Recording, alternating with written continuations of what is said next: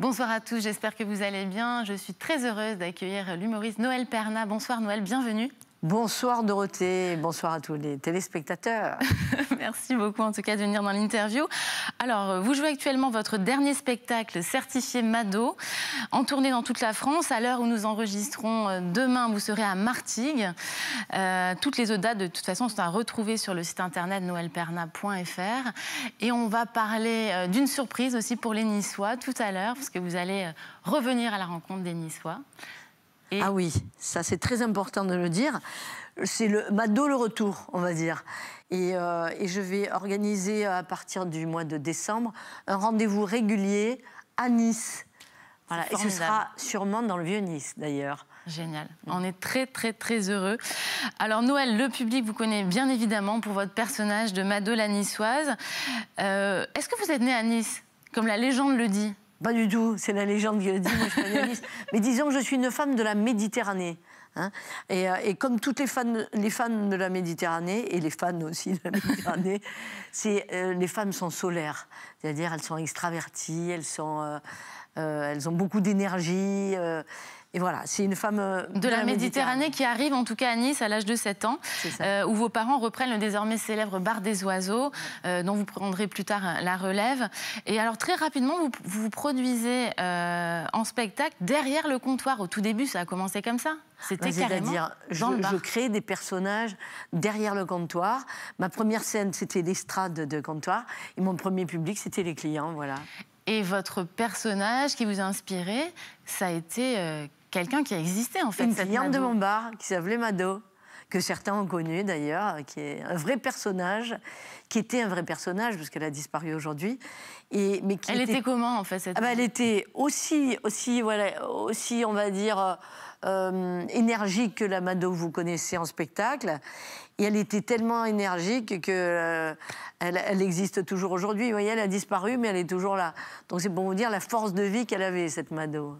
Et alors, le déclic de faire du théâtre et du spectacle, c'est venu comment ? Alors, ça a été un concours de circonstances, parce que c'était pas du tout mon plan de carrière.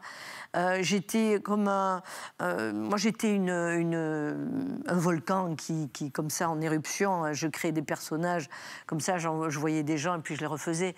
Donc, c'est venu tout naturellement avec la rencontre d'artistes, d'autres artistes, notamment d'un artiste niçois qui s'appelle Richard Keraski. Et à partir de là, vous avez fait de la radio au début. On a fait de la radio, on a fait France Bleu. Et on a fait 3 années de feuilleton radiophonique sur l'actualité avec nos 2 personnages, Mado et François.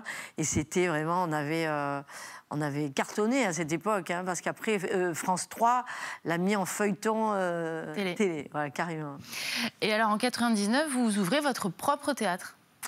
Voilà, à côté de mon bar, parce que mon bar était déjà là, mon bar-resto, et j'ai ouvert le théâtre, donc j'ai lancé avec Mado, et ensuite j'y ai produit bien sûr tous les artistes qu'on avait à découvrir de notre région. Je me suis attelée vraiment aux artistes de la région et aux créations de la région, aux comédies de la région, et il y en a pas mal qui ont émergé de ce lieu et qui continue d'ailleurs avec le nouveau directeur de ce théâtre. Et alors en 2000, donc c'est la création de votre premier Woman Show. C'était One Femme Chaude. Ah non, c'était avant One Femme Chaude. Ah, c'était avant, alors j'ai pas les bonnes dates. Mais en tout cas, Mado la Niçoise, c'était en 2003.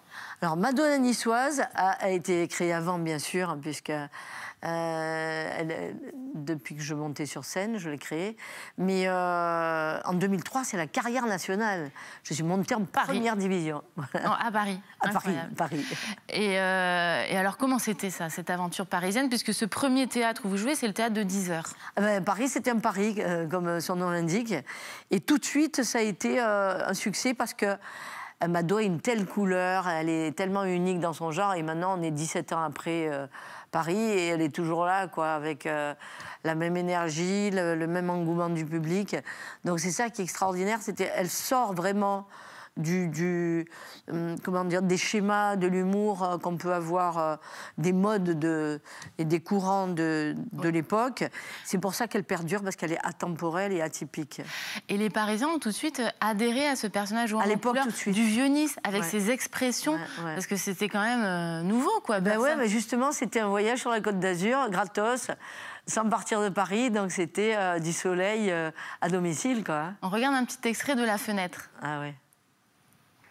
Tiens, c'est comme les invitations. Nous, on se les faisait par la fenêtre, on n'avait pas besoin de brichetol. Oh, Martine, tu descends? On va à Cimier. Il y a la fête des Cougourdes. Non, vas-y avec ta sœur. Comment ça vous faites la paire? Tiens, c'est comme la solidarité. Voyez? Eh bien, même ça, on se le faisait par la fenêtre. La solidarité. Hein? Oh, Madame Patalacci, vous avez besoin de quelque chose? Je viens à l'épicerie chez Justin. Oui, belle. Prends-moi 3 paquets de blettes. Ouais. À midi, j'ai les petits qui viennent. Comme ça, je leur fais la trouche. Alors la vieille brave, tu sais, elle te descendait le panier par la fenêtre, avec la corde. Elle mettait le porte-monnaie dedans. Va le mettre maintenant, le porte-monnaie dans le panier. Non seulement ils te font péter le porte-monnaie, mais en plus ils tirent sur la corde pour faire tomber la vieille. Mais...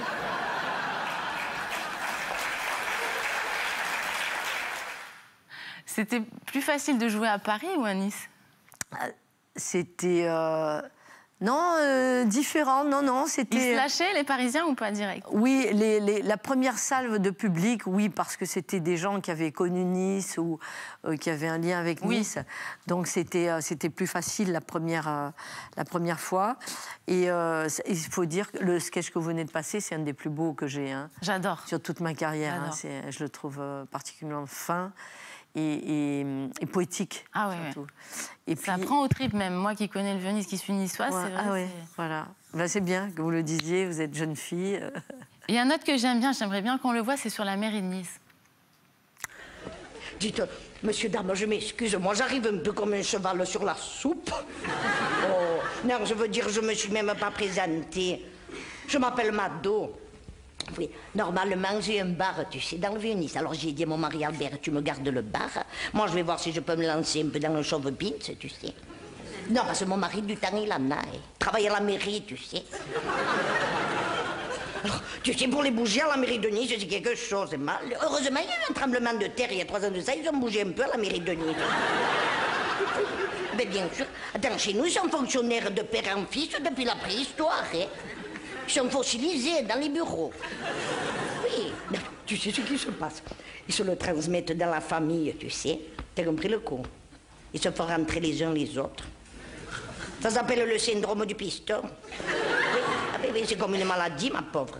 Comme on dit l'expression, attends. C'est comme une maladie congénitale, oui. Génitale de sa mère et comme de son père. Vous savez comment je les appelle, moi, les fonctionnaires de l'Amérique de Nice? Des Mikado! Le premier qui bouge, il a perdu!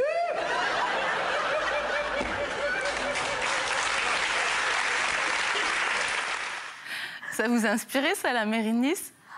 Toujours, depuis le début de ma carrière, la mairie, elle m'a fascinée parce que c'est tellement une caricature qu'on ne peut pas ne pas en parler. Et aujourd'hui encore, ça l'est.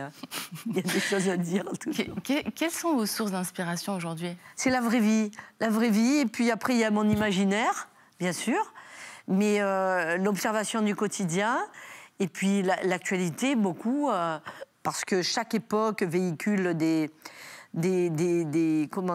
conceptions différentes, nous oblige à avoir des conceptions différentes. C'est pourquoi Mado, elle est très actuelle parce qu'elle vit dans cette époque et elle évolue comme tout un chacun évolue, c'est-à-dire on est obligé de changer des données parce que tout va très vite. Et c'est d'ailleurs un des sujets du sketch de ce nouveau spectacle certifié Mado. Justement, ce spectacle certifié Mado, on la voit dans quelle situation? Pour un peu dérouler. Alors, elle est dans une situation... Au départ, elle présente la soirée comme étant une soirée de dépouillement de tout le courrier qu'elle a reçu, avec toutes les questions que les gens lui ont posées de toute la France. parce qu'elle a toutes les réponses. Elle a les réponses aux questions que vous vous posez. Et surtout, j'ai les réponses aux questions que vous ne vous posez pas. Vous savez qu'elle a pas de limite dans sa mauvaise foi. Voilà. Voilà, c'est ça. Donc le thème, c'est elle va répondre aux questions. Elle a un gros sac avec des lettres et des mails de toute la France et elle va répondre aux questions. Alors évidemment, c'est un postulat, hein, on ne va pas tout le temps piocher des lettres et répondre aux questions. C'est pas mais ce sera le thème de départ du spectacle. Et alors Mado, alors vous écrivez alors de même des gazettes, hein, je vois. Alors ça c'est arrivé comment voilà. Ça, la gazette? C'est une fantaisie. C'est une fantaisie.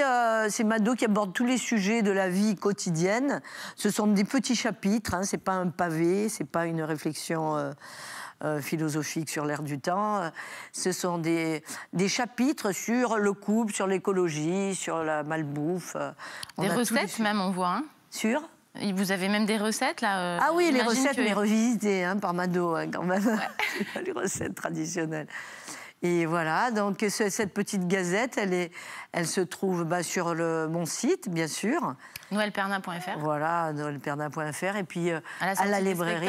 Aussi. À la sortie des spectacles, bien sûr. Et à la librairie Rontani, à côté de la mairie, parce que le Vieux-Nice est privilégié pour moi pour la diffusion, bien sûr.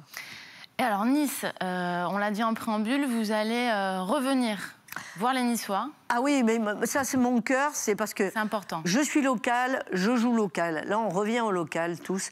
Et ça fait 1 an que je me dis que je veux revenir au local. Et bon, j'ai demandé à la mairie de me soutenir, ça n'a pas été possible. Ben, c'est des mi-cadeaux, hein. Donc il n'y avait pas de... ça n'a pas été surprenant.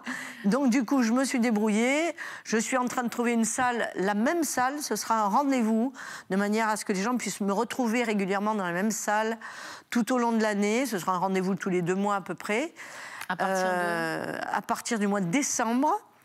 Je donne le téléphone pour les réservations déjà parce que la salle est en cours de pourparlers, donc on n'a pas encore la salle mais on peut prendre les réservations. Quel numéro? C'est le 04 93 80 21 93.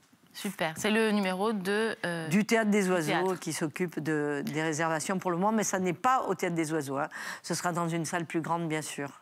Pour vous, c'est important de revenir aux sources? Je pense que l'époque le veut et Mado en a besoin. Oui. Et moi, Noël Perna, je trouve que c'est juste aussi. Parce que c'est le public niçois qui m'a créé, on va dire. Et c'est vrai, il se plaint souvent, ce même public, de ne pas me voir assez à Nice. Et moi, là, j'ai besoin de revenir aux sources aussi. Super. Donc c'est un besoin... viscéral, hein. Vital, pour eux comme pour moi. Quoi. On est très très heureux en tout cas, Noël Perna. Merci beaucoup d'être venu sur ce plateau. Et bon spectacle demain à Martigues en tout cas. Merci beaucoup. Et je vous souhaite une excellente soirée sur Azur TV.